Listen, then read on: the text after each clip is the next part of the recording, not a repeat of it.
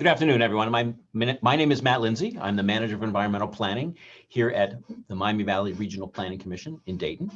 And I'm happy to welcome you to our afternoon sessions for the 2021 second annual Miami Valley Climate Change Seminar presented by the Miami Valley Regional Planning Commission. Following up from our presentation this morning from Jackie Patterson from the NAACP's Environment and Climate Justice Program, we have a presentation starting this afternoon here at 1 from Carlton Eley from the MVRPC staff called Drive Equity Now. It's his presentation regarding including equity in all kinds of planning processes. And I'm going to read a quick introduction, then I'm going to hand it over to Carlton for our session. Carlton Eley is Regional Equity Initiative Manager for the Miami Valley Regional Planning Commission. He is responsible for leading development and implementation of equity initiatives throughout the region in collaboration with Regional Planning Commission members and strategic partners. He encourages planning and development solutions that are responsive to the needs of underserved communities and vulnerable populations. Prior to joining MVRPC, Carlton led multiple projects that re-energized the American Planning Association's focus on social equity. Also, he was the first urban planner hired by the Office of Environmental Justice at the US EPA. And he managed a portfolio on equitable development. Recently, Carlton was named the 2021 Sojourner Truth Fellow for Tubman College of Architecture and Urban Planning at the University of Michigan. Carlton, thank you for sharing your time and expertise with us this afternoon, and take it over. Thank you, Matt. Let me get this presentation up. Let me know when you see it. Okay, there we go. And if it's up, just give me a thumbs up. Thank you, Matt, again for the introduction. I really do appreciate it. And congratulations with securing Jackie Patterson as the keynote for today's seminar. Jackie's a hard act to follow. And so two things you shouldn't do is speak after Jackie Patterson, and you probably shouldn't speak after lunch, but here goes anyway. One of the things to note is the fact that Jackie certainly reminded us that dialogues about sustainability and resiliency take different forms, and they include discussions about advancing equity. I was asked to take a few minutes to explain how communities are threading the needle between equity and the practice of planning. And so today's discussion is really an important reminder of the fact that equity represents the unfinished business of our profession, and we really have to do a better job of mastering issues that for a long period of time have not gotten the level of attention that they deserve. So for the next 20 minutes, my goal is to navigate everyone from idea to practice. What I will do is I will make sure that I define the topic so that everyone is on the same page. Also, I want to make sure that we introduce some very clear case examples, and because I believe it's important that we connect the issue to actual results and outcomes, tangible results and outcomes that are happening in communities across the country. And then finally, I want to conclude with a little bit of real talk. And I think given recent events, it's important that we do have an opportunity to have some real talk on today. And Jackie did a wonderful job this morning, making sure that we had a very sobering conversation about the realities that may be occurring in neighborhoods around this country.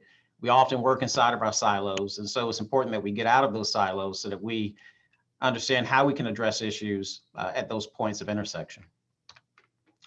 And so that everyone is on the same page, I just want to be transparent and acknowledge the fact that this conversation is about race. The topic of race is not bad. It's not rude. It is only a topic. However, it is counterproductive to ignore opportunity costs. According to research from Citigroup, racism cost the US economy $16 trillion over the span of 20 years by failing to close gaps in wages, education, investments, and housing. So we cannot trivialize the impacts that are associated with longstanding problems like racism in our country. Quoting Al Gore, who is obviously a famous advocate for climate change in terms of addressing it, inconvenient truths must be acknowledged if we are to have wise governance. If I could take this presentation and summarize it in one sentence, I would use a quote from Kathryn Prigmore, who's an architect in Washington, D.C.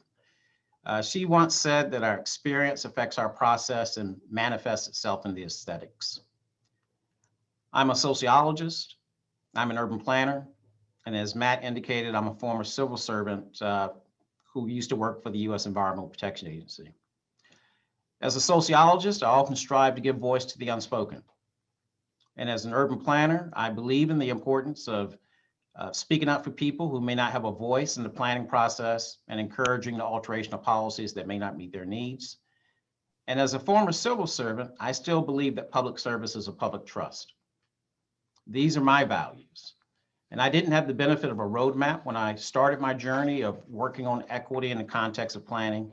Instead, I had to use my personal compass as a guide.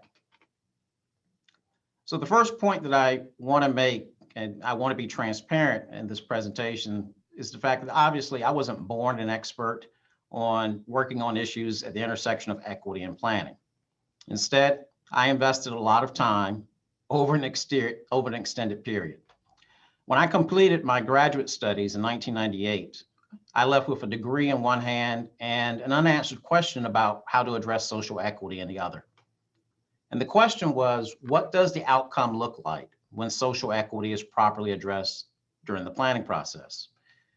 And since 1998, I've been walking a path that Alan Altshuler of Harvard University's Graduate School of Design framed in the following way. He once said that no planner will be able to consider his education complete who has not grappled with the dilemmas that Norman Krumholtz faced. And he made that statement in the preface of a book entitled Making Equity Planning Work. So I'm on this journey really because I'm compensating for the things that I didn't learn in an academic setting. 2 years ago, the American Planning Association invited me to basically share some of the lessons from my journey and from my experience. And I served as the chair for the American Planning Association Social Equity Task Force. Experience has taught me that when you work with large groups, define your terms early. So the functional definition that I use as a practitioner is equity as a condition of parity that is achieved by being intentional for improving quality of life for populations that are underserved, under-resourced, and vulnerable. And because this is a functional definition, it's important to acknowledge that it is undergirded by 3 questions. Are there deficits? Who is experiencing the burden of deficits? And how do we make sure that well-intentioned efforts don't make deficits worse? And the reason why I'm explaining this is because benefits don't merely trickle down from populations that are more well off to other populations in need. Instead, equity requires making investments where those investments are actually needed the most. Normally, when I offer remarks on this topic, I tend to emphasize that history is prologue. I will not overwhelm you with a lot of history today. However, the soundbite message is when we understand history in the context of city and regional planning, we can frame better public policy and avoid repeating the same mistakes. One point that I do need to emphasize is the International City-County Management Association tends to stress that planning at its best takes into account the social implications of land use and economic development decisions. What this means is planning is not professionally or institutionally separate from the social realm. In practical terms, it means we are a nation of 331 million people. We have citizens from all walks of life, and if we don't think critically about how to meet the needs of vulnerable populations properly, then we will fall short in ensuring that everyone has a safe and healthy environment in which to live, work, and play. It's worth noting that the position of ICMA is not an isolated incident. Actually, the social implications of land use and economic development have been a recurring theme in planning practice over the span of the past 56 years. This slide offers a quick listing of initiatives that have actually focused on fostering a sense of balance between planning and development practice. We can look to trailblazers like Paul Davidoff, Norman Krumholtz, and many other champions.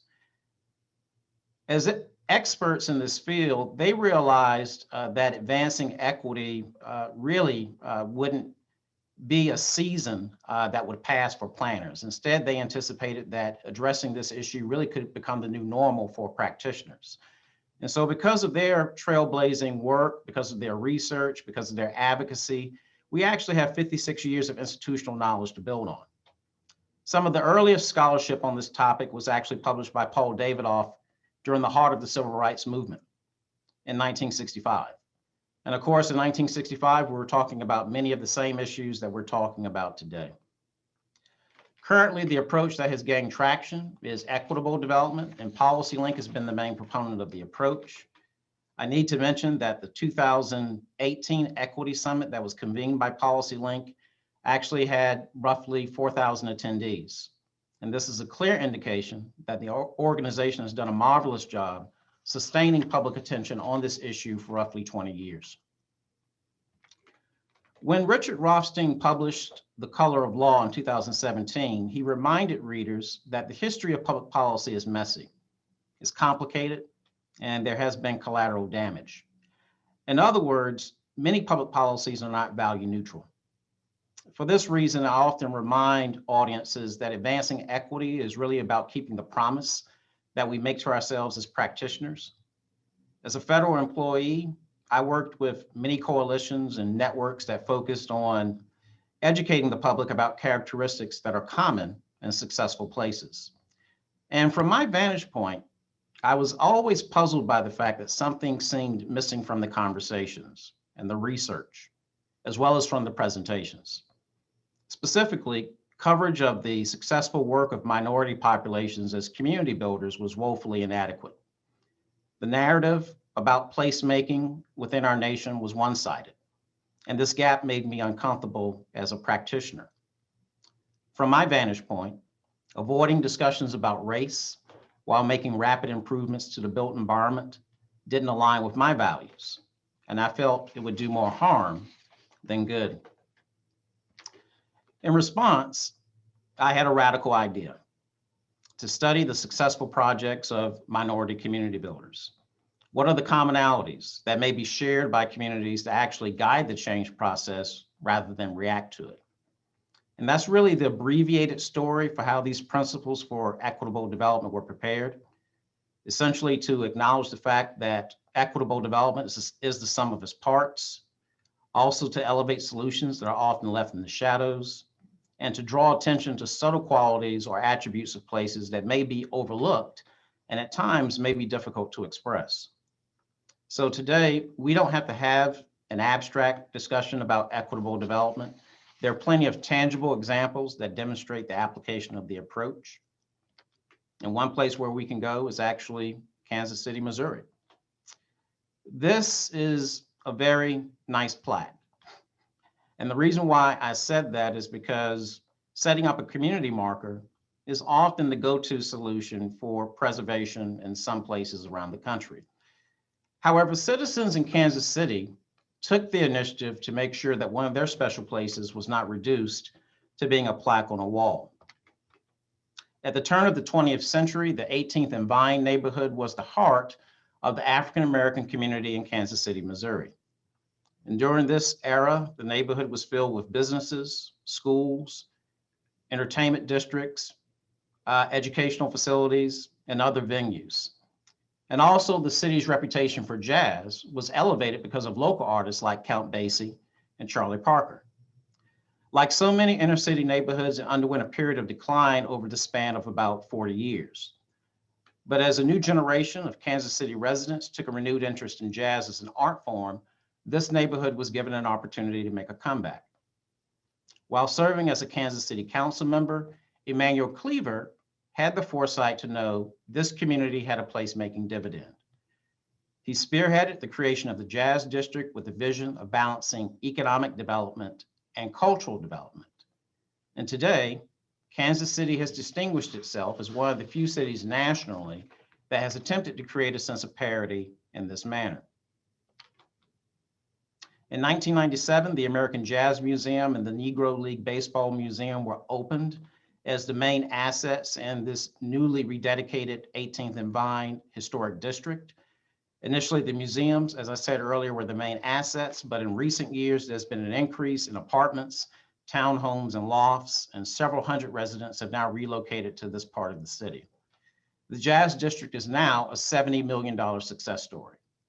So today, the Jazz District is celebrated as a place that is successful and distinctive because it offers visitors and residents an authentic experience. In South Carolina, Harold Mitchell has been a force for change. In Spartanburg, the Arkwright and Forest Park communities are less than 2 miles from the city center. Unfortunately, this section of the city is a place where residential neighborhoods and industry existed side by side due to few zoning restrictions and land use controls in the 1970s. In fact, both neighborhoods were actually burdened by 2 Superfund sites. One was a former fertilizer plant, and the other was a solid waste landfill. By the late 1990s, Harold Mitchell began to connect neighborhood health concerns to the pollution in his community. He took the initiative to interview residents, to conduct research on abandoned and contaminated sites, and to convene community meetings. Also, he was successful in leveraging the support of the Environmental Protection Agency in Atlanta. Now, given the overwhelming set of challenges facing Arkwright and Forest Park, Harold opted to create a community organization called ReGenesis. And their mission was to represent neighborhood interests in cleaning up the contaminated sites and revitalizing the surrounding community. Although it took time and persistence, his collaborative efforts paid off because they resulted in a partnership that included the city, the county, the state environmental agency, the local housing authority, the EPA office in Atlanta, as well as the University of South Carolina upstate. Now, the work in Arkwright and Forest Park is far from over, but residents are quite pleased with the progress in the form of a new $2 million health center, new housing, a much needed highway, additional access to green space, and new job opportunities. To date, Harold has actually been successful in taking what was initially a $20,000 grant from EPA's Office of Environmental Justice and leveraging it into $300 million worth of community reinvestment. Also, Harold was the recipient of the National Planning Excellence Award for Advancing Diversity and Social Change in honor of Paul Davidoff in 2015. And it's also worth noting that Harold was able to expand his position as a community advocate while serving in the South Carolina legislature. Interesting work is also occurring in National City, California, where residents and local officials are demonstrating that outdated and injurious policies can change. For example, industrial uses were permitted in the Old Town section of National City as a driver for economic development in the 1940s. This decision actually resulted in a short-term gain that didn't outpace the long-term impact. Residents and officials in National City were determined to reverse the damage following years of incompatible land uses that were interspersed throughout the Old Town section of the city, including auto body shops, chrome platers, as well as goods movement from the San Diego port. Eventually, relief for residents came in the form of a community plan that was prepared to resolve these conflicting land uses. The plan also included a vision for cleaning up Paradise Creek, as well as building new housing. Because conditions were untenable, residents and intermediaries worked together in order to encourage a community-driven planning process. And they were also convinced that the city's general plan needed to include an environmental justice element. Citizens in National City understood the benefits of encouraging environmental justice, but they felt it was time for the city to formally acknowledge those benefits as well. Connie Leyva, a California state senator, understood the benefits of National City's work, and she successfully introduced a bill into the California General Assembly that became a law in 2016. And so now all general plans in the state of California are actually required to include an environmental justice element in their general plans. So National Cities efforts are a reminder that communities don't become great places by accident. They require an investment of time, energy, preparation, and planning. Traditionally, the hurdles to advancing social equity in the process of revitalizing communities has been first, framing how to implement it during the planning process.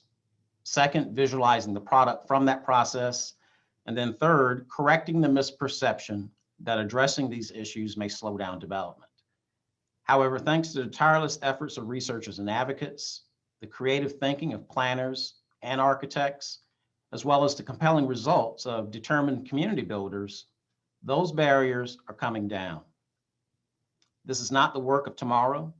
This really is the work of right now. And so before I conclude, I just want to take a moment to simply offer a little bit of real talk about equity and the importance of changing institutions. And in this context, real talk is simply the gift of sincere advice from one peer to another. Planning Magazine is published by the American Planning Association. Last June, the magazine actually featured several cover stories that were about COVID-19 and the pandemic. And one of the stories that actually got my attention was entitled, "We Didn't Plan for This." My personal commentary is that we did plan for this.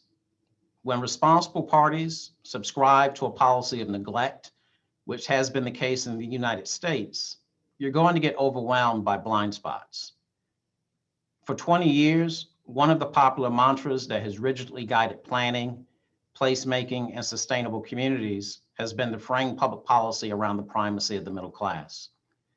Many experts and thought leaders advocated for identifying ways and strategies for making cities attractive for populations that they want to draw in.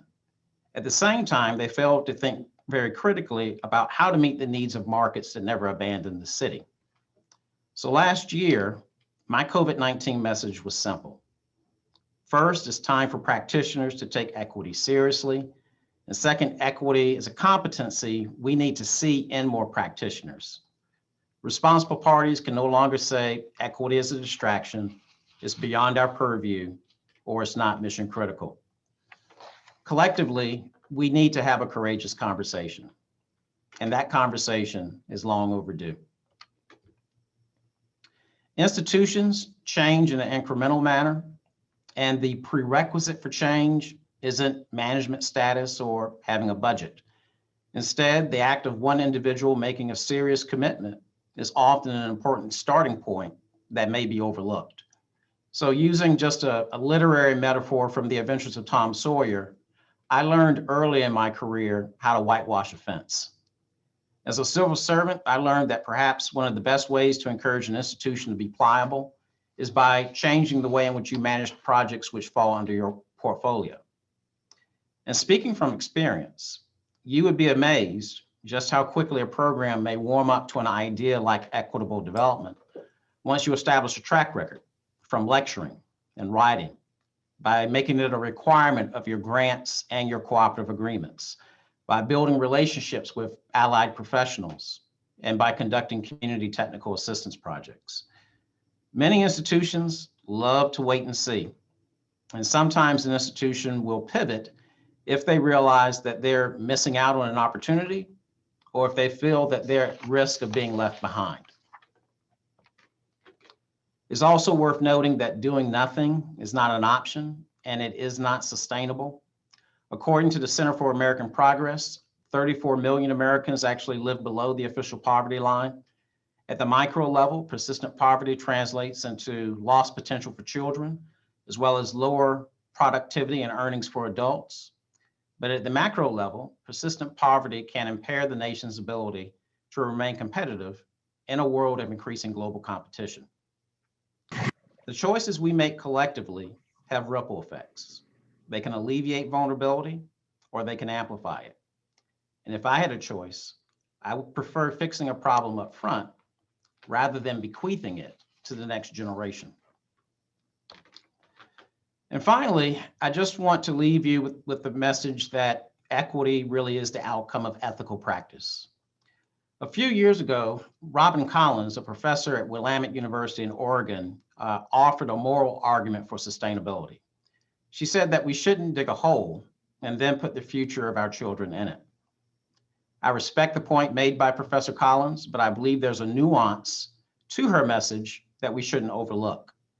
And that is, we shouldn't dig a hole and then put the future of someone else in it. This was the message of Jackie Patterson this morning. This was also the message of Norman Krumholtz, who was a urban planner for the city of Cleveland, as well as a professor at Cleveland State University.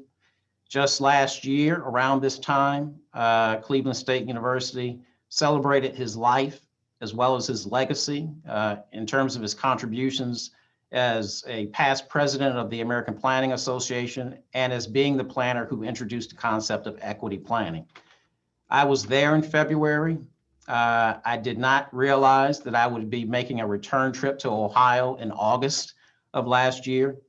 But the point that I want to make is that there are many planners in the state of Ohio who are working hard every day to reach and to surpass the very high bar that Norman Krumholtz set by helping their institutions to expand their socialization boundaries. So in closing, I encourage you to keep taking the equity challenge. Rise above false choices. The approaches for improving communities are not restrictive. Instead, they are expansive and they include concepts like equitable development. Second, the projects that I introduced earlier aren't the exception. We simply need to be curious and invest more time into understanding what makes them work. Finally, if you feel a sense of discomfort, then I encourage you to embrace it. And that's because we are all on a journey at this time. We are not alone as a community because there are many around the country that are also starting to take this journey to think more critically about how do we address equity up front rather than treat it as an afterthought. So feeling awkward is simply part of the growth process.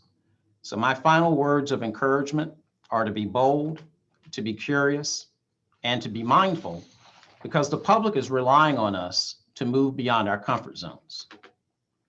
And if you're interested in learning more about this topic, here are some resources for your consideration. The first point that I want to make is the fact that there are several academics who have recently published books that explore the sense of inertia that does occur within institutions as it relates to addressing the issue of social equity. Susan T. Gooden is a professor at Virginia Commonwealth University. She published a book in 2014 that explored the topic of race and social equity as a nervous area of government. Susan T. Gooden is the former president of the American Society of Public Administration. Also, it's worth noting that the U.S. Environmental Protection Agency has a landing page on their website that explores the intersection between environmental justice and equitable development. It's also worth noting that the American Planning Association has a publicly facing position on the topic of equity. They published a Planning for Equity Policy Guide in April of 2019. And it's also worth noting that they published a Planning Advisory Service memo on the topic of equitable development that was released in March of 2017. And this advisory service memo really helped to re-energize APA's focus and attention on an issue that represents unfinished business as it relates to the planning profession. And so with that, I agreed to only take roughly 20 to 25 minutes so that we would have enough time for responding to questions. And so I do appreciate this audience indulging me and giving me your attention, and I'm happy to address any questions that you may have. Thank you very much, Carlton. So please, everyone, I believe it's set so you can do this. No? Yeah, you should be able to now unmute yourself and raise a comment or a question for Carlton, or you can put it in the chat. Please feel free.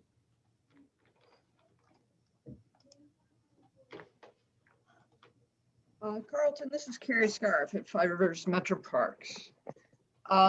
You've been here for a little bit now. As you look around the Dayton region, what's the greatest opportunity that you see for this region to take an important next step forward in the area of social equity? Well, thank you for asking that question. And I think the first thing that I should mention is obviously the Miami Valley isn't new to this conversation about equity. Although I came on board in August 2020, I do want to acknowledge that the Miami Valley Regional Planning Commission released a regional equity profile in 2017. It was designed to take a snapshot of the region so that not only responsible parties, but citizens would have a clear sense of the lack of balance in terms of the trends associated with success and wealth in this region. And so over the span of the past 3 years, there's been an ongoing conversation as it relates to the issue of equity. So in terms of opportunities, I mean, really that's where we are currently. An Institute for Livable and Equitable Communities was created in January of this past year. That was created to serve as a way to bring public and private sector groups together who may have an interest in taking on this issue. Also, there is a regional equity initiative that is looking at these issues very closely. So really the machine that is helping to move this conversation along already exists. And the point is the fact that we're going to move the needle through conversations, through thinking more critically about projects and strategic conversations and policies. And so we're going to be on a journey for a while. I mean, where the most immediate opportunities may be, we're still trying to get a sense of that based on having conversations with citizens. So we don't want to say anything that may be premature. I can say that at least based on the type of case examples that I shared, I have seen some things that are very promising in this community. For example, I made reference to the 18th and Vine Jazz District in Kansas City. The reason why I did that is because obviously the city of Dayton has its own pop music legacy in terms of funk music. And so maybe the city may wish to consider how it can actually balance the goals of economic development and cultural development as well. Also, I made reference to some of the work that occurred in Spartanburg, South Carolina. There's a great degree of overlap between topics of equity and environmental justice. And so one of the legacies of Harold Mitchell's work is the fact that it actually helped to inspire an environmental justice academy that's designed to improve the capacity of citizens and to help them to also understand organizational development, because these are transferable skills. And it's my hope that an academy of that nature could probably occur here in the Miami Valley as well, so that persons who do have an interest in improving their communities can learn what are the steps that they can take in order to be proactive and guide the change process rather than react to it. So I just wanted to set the context in terms of responding to your question. It's a very good question. But those are some of the things that I would recommend in terms of perhaps some immediate actions that one should consider as we move forward in this journey. Thank you.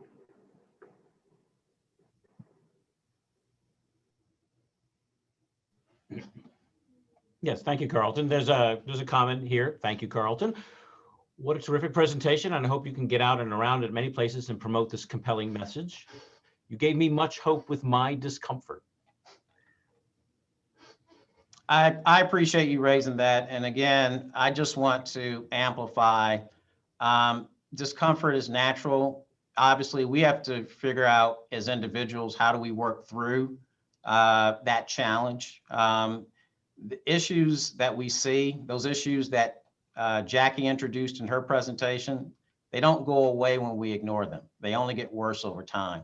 I personally made a deliberate and intentional choice in 2005 when I was a civil servant at the federal level, that I have to feel comfortable with myself in the end.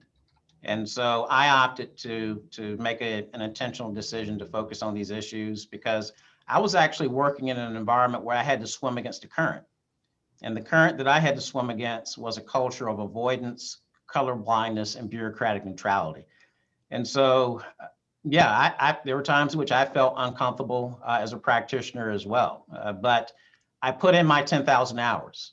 I mean, if you believe in the 10,000 hour rule, as Malcolm Gladwell emphasizes in his book, Outliers, that is the way in which you basically get over your discomfort over time. You make the investment. And so I had to learn how to do it. Obviously, Norman Krumholtz published a book on this topic in terms of making equity planning work years ago.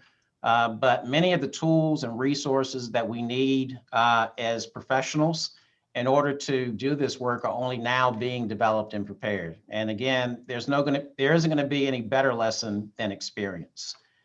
So the resources are nice and they're useful, but in the end, we all have to figure out how to swim in order to affect the change that we really want to see, not only within our communities, but also to see within the institutions that we work. And a lot of this work is about expanding socialization boundaries. Many institutions often see their boundaries as being rather narrow, and these boundaries end up representing their comfort zones. And when you have narrow socialization boundaries, not only do they affect the performance of individuals, they affect the service delivery of organizations. And so in my past experience, whether it was with the American Planning Association or with the U.S. Environmental Protection Agency, I had to find a way in order to expand the socialization boundaries of the institutions in which I worked. I appreciate that sincerely. And you had a most powerful quote I felt in the beginning when you said, you're compensating what your formal education didn't teach or didn't reach. And that very much hit home with me. And I thought also along the way that it isn't only me, but it's our organizations, institutions, and those sitting around this table. So thank you so much. This was most powerful. No, thank you for raising that. And I definitely recommend, if you are interested in that challenge in terms of how do you correct institutions, or at least get a better understanding of what is it that employees may be pushing against, because it's not always the issue of the fact that you may be dealing with pushback from a manager or an executive. The reality is that institutions are made up of people, and we have to figure out how to make sure that the institutions work better. And so Susan Gooden's book, I would highly recommend it.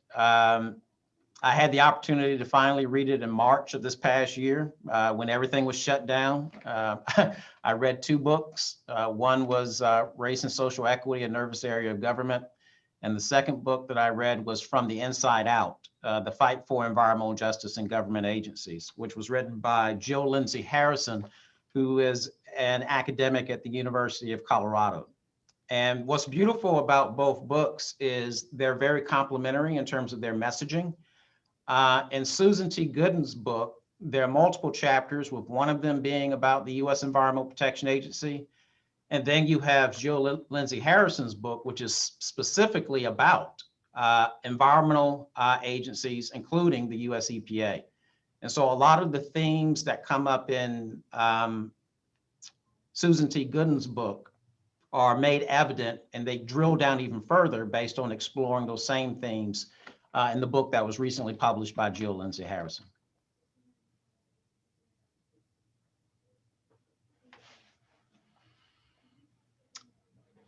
Okay, thank you for all that. Thank you for your question, Ellen Ireland. Is there anyone else who would like to unmute or type a question into the chat for Carlton?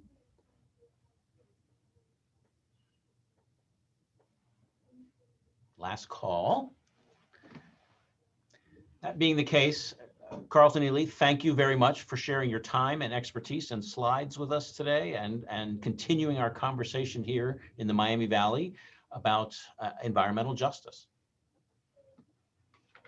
Thank you.